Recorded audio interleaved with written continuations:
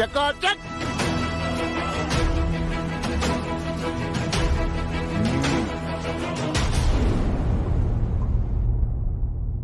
ఎక్కడున్నా ఎలా ఉన్నా రాజు రాజే. ఏంటి రాకేష్, ఎందుకు వచ్చావు? ఇంతకీ ఈయనెవరు? అది నువ్వు ఉండు రాకేష్, నేను పరిచయం చేసుకుంటాగా.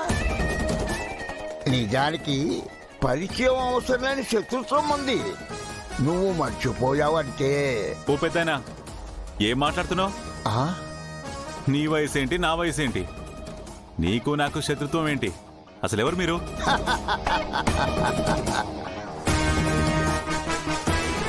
నా పేరు శర్మ. నీ చిరకాల శత్రువు జలంధర్కి గురువుని. ఎలా?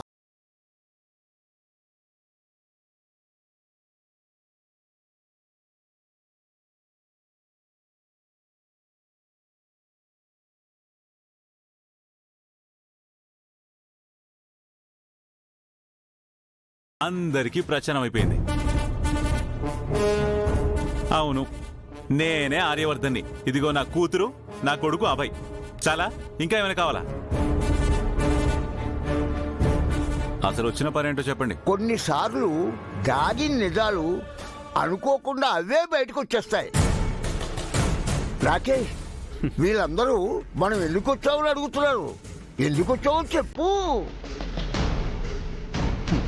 తీసుకో శంకర్. నా చెల్లెలి పెళ్లి శుభలేఖ ఇవ్వడానికి వచ్చాం. నా చెల్లెలి పెళ్లి శుభలేఖ ఇవ్వడానికి.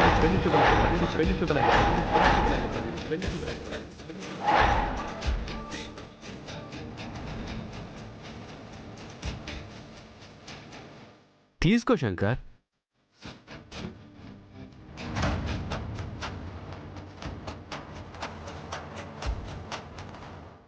మీరు ఖాయం చేసిన ముహూర్తానికే నా చెల్లి పెళ్లి ఫిక్స్ చేశాను.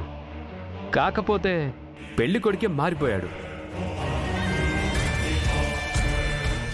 నా చెల్లెలి పెళ్లి నాకు నచ్చిన వాడితో జరగబోతుంది. రాకేష్, ఒక అమ్మాయికి బలవంతంగా పెళ్లి చేయడం చాలా పెద్ద నేరం. మాయా మేజర్. తన లైఫ్ కి సంబంధించిన డెసిషన్ తను తీసుకోగలదు. అర్థమైందా? Yeah, your absolutely right. అందుకే తన ఇష్ట ప్రకారమే పెళ్లి చేస్తున్నా. నా చెల్లి పెళ్లికి సంతోషంగా ఒప్పుకుంది. అబద్ధం.